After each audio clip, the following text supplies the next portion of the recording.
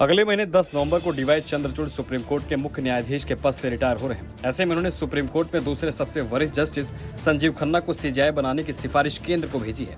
वरिष्ठता के आधार पर जस्टिस खन्ना उनकी जगह सीजीआई का पद संभालेंगे। जस्टिस संजीव खन्ना के 13 मई 2025 को अपने रिटायरमेंट तक इस पद पर रहने की उम्मीद है। इस तरह सीजीआई के तौर पर उनका कार्यकाल लगभग 6 महीने का होगा। तो चलिए आपको बताते हैं कि आखिर कौन है जस्टिस संजीव खन्ना। जस्टिस संजीव खन्ना का विशिष्ट कानूनी करियर रहा है, जो भारत के न्यायिक परिदृश्य में उनके अनुभव और महत्वपूर्ण योगदान को दर्शाता है। उन्होंने 1983 में दिल्ली बार काउंसिलिंग में रजिस्ट्रेशन कराया था। यहीं से उन्होंने कानूनी सफर की शुरुआत की थी।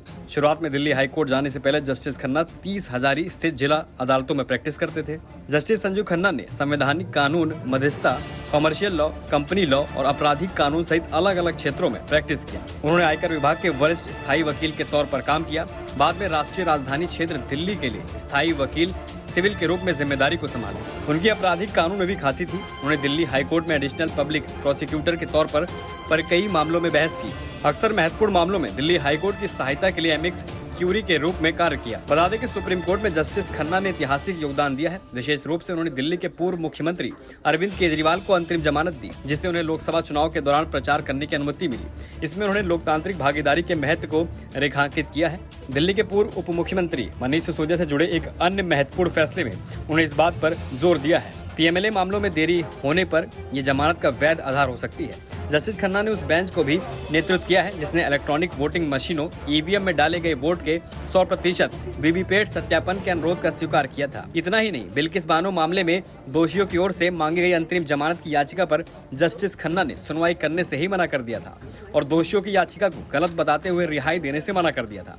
मुंबई के प्राइवेट कॉलेज में उन्होंने हिजाब विवाद को भी सुलझाने में उनकी अहम भूमिका रही है। जस्टिस खन्ना 5 न्यायाधीशों वाली उस पीठ में शामिल थे जिससे उन्हें इस साल की चुनावी बॉन्ड योजना का असंवैधानिक घोषित कर दिया था। जस्टिस खन्ना 5 न्यायाधीशों वाली उस पीठ में भी शामिल थे जिसने आर्टिकल 370 को निरस्त करने का फैसला बरकरार रखा, ये निर्धारित करते हुए कि ये अनुच्छेद है। हालांकि भारत की संघीय संरचना का एक अनूठा पहलू है। हालांकि जम्मू कश्मीर के लिए संप्रभुता का संकेत नहीं देता। कानून के अलग अलग क्षेत्रों में एक समृद्ध पृष्ठभूमि और न्यायिक सेवा के प्रति समर्पण के साथ जस्टिस खन्ना 13 मई 2025 को रिटायर हो जाएंगे। जस्टिस खन्ना वर्तमान में अलग अलग पीएमएलए प्रावधानों की समीक्षा करने वाली एक पीठ की अध्यक्षता कर रहे हैं, जो महत्वपूर्ण सार्वजनिक हित के मामलों में उनके चल रहे प्रभाव को संकेत है। 12 अक्टूबर को केंद्र सरकार ने सीजीआई चंद्रचूड़ को एक पत्र भेजा था जिसमें उनसे अपने उत्तराधिकारी का नाम देने का अनुरोध किया था। डीवाई चंद्रचूड़ ने 9 नवंबर 2022 को मुख्य न्यायाधीश के रूप में पदभार संभाला था।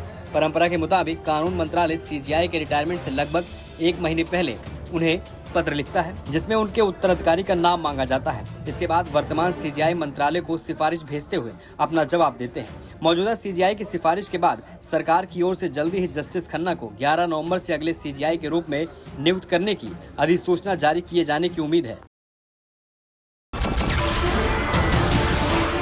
नमस्कार, मैं हूं मानक गुप्ता। अगर आपको हमारा ये वीडियो पसंद आया हो तो इसे लाइक और शेयर जरूर करें और हाँ, हमें सब्सक्राइब और फॉलो करना ना भूलें ताकि आप देश और दुनिया की कोई खबर मिस ना करें। तो जुड़े रहिए हमारे साथ और देखते रहिए न्यूज़ 24।